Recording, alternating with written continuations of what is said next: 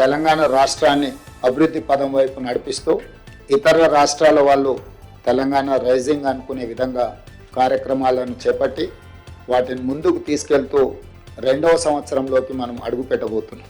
ఈ 2వ సంవత్సరంలోకి అడుగుపెట్టే సందర్భంగా తండాలలో, గూడాలలో, మారుమూల పల్లెల్లో, పట్టణ ప్రాంతంలోని బస్తీలలో ఉండే పేదవాళ్లకు ఆత్మగౌరవంతో బ్రతకడం అనేది ఒక కళ. ఈ కళను ఈనాడు కాదు, ఆనాడే శ్రీమతి ఇందిరమ్మ గుర్తించారు.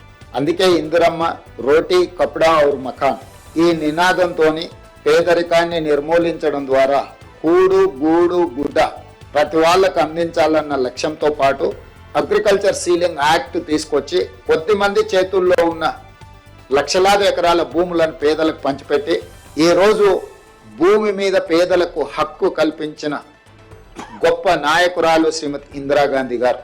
అదేవిధంగా ఆత్మ గౌరవంతో బ్రతకాలి అనుకున్నప్పుడు సొంత ఇల్లు ఉండాలి, ఆ కళ నెరవేరాలి. ఆ కళ నెరవేరాలి అంటే మొదట ఇంటి స్థలం ఉండాలి. అందుకే ఏ ఊర్లో అయినా గుడి లేని ఊరు ఉండొచ్చేమో కానీ ఇందిరమ్మ కాలనీ లేని ఊరు ఈ దేశంలోనే లేదు అని నేను గర్వంగా చెప్పగలను.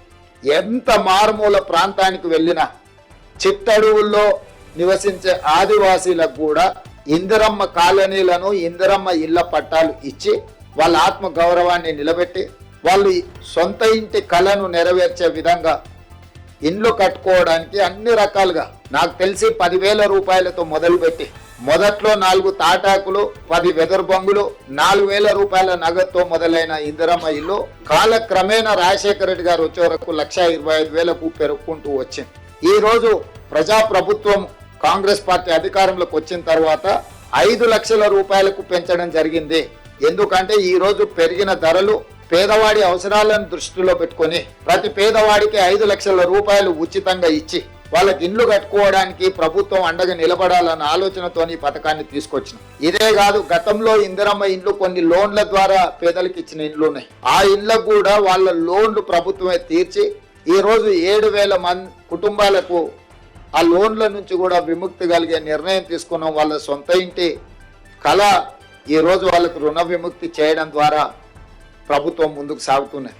లక్ష్యం ఎంత గొప్పదైనా అమలులో లోపాలు ఉంటే పూర్తిగా ప్రభుత్వ విశ్వసనీయత దెబ్బతింటుంది, పేదవాళ్ళకు అన్యాయం జరుగుతుందన్న ఆలోచనతోటి ఒక గొప్ప లక్ష్యంతో ప్రజాపాలనలో వచ్చిన అప్లికేషన్లు పరిశీలించడమే కాకుండా సాంకేతిక నైపుణ్యాన్ని, ఆర్టిఫిషియల్ ఇంటెలిజెన్స్ను జోడించి ఏ ఒక్క ఇల్లు కూడా అనర్హులకు అందకూడదు, అర్హులైన వాళ్ళకే ఇల్లు చెందాలి అన్న ఆలోచనతో నూతనంగా ఒక యాప్ తీసుకొచ్చి పునాది స్థాయిలో, గోడల స్థాయిలో, స్లాబ్ స్థాయిలో, ఇల్లు పూర్తి చేసుకునే స్థాయిలో ప్రతి స్థాయిలో సాంకేతిక నైపుణ్యంతో ఈ ఇళ్ల నిర్మాణ కార్యక్రమాన్ని చేపట్టడమే కాకుండా గతంలో చంద్రశేఖరరావు గారు గత ప్రభుత్వం రద్దు చేసిన హౌసింగ్ శాఖను పునరుద్ధరించడమే కాకుండా పూర్తి స్థాయిలో సిబ్బందిని నియమించి క్షేత్ర స్థాయిలో పరిశీలన చేసుకుంటూ పర్యవేక్షణలో ఈ కార్యక్రమాన్ని ముందుకు తీసుకెళ్లాలని చెప్పి ఈరోజు ప్రభుత్వం నిర్ణయం తీసుకొని యాప్ని ఈరోజు రిలీజ్ చేయడమే కాకుండా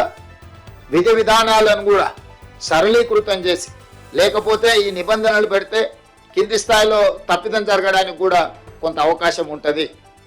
సో తప్పిదాలు జరగకుండా ఉండడానికి పేదలకు ఏది మేలు జరుగుతుందో పేదలకు న్యాయం చేయడానికి అవసరమైన అన్ని నిర్ణయాలు పారదర్శకంగా తీసుకోవాలనేది మా ప్రభుత్వం యొక్క ఆలోచన.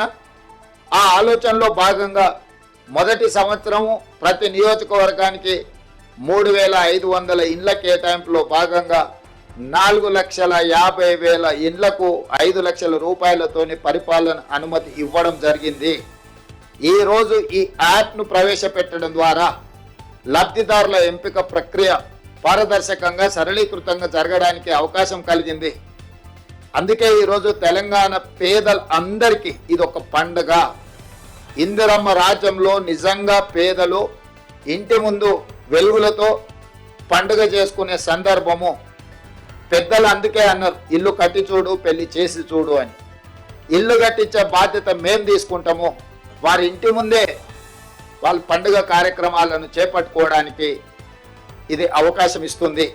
అదేవిధంగా అత్యంత నిరుపేదలు మొదటి ప్రాధాన్యత. అత్యంత నిరుపేదల్లో దళితులు, గిరిజనులు, ఆదివాసీలు, వ్యవసాయ కూలీలు, పారిశుద్ధ్య కార్మికులు, దివ్యాంగులు, ట్రాన్స్జెండర్లు వీళ్ళకి మొదటి ప్రాధాన్యత ఇవ్వడం జరుగుతుంది వరుస క్రమంలో. ఎందుకంటే ఒక ప్రాధాన్యత అంటూ లేకపోతే రాజకీయ పైరవీలకు ఒత్తిడికి అవకాశం ఉంటుంది. ఈ ప్రాధాన్యత క్రమంలో వీళ్ళకి కేటాయించడం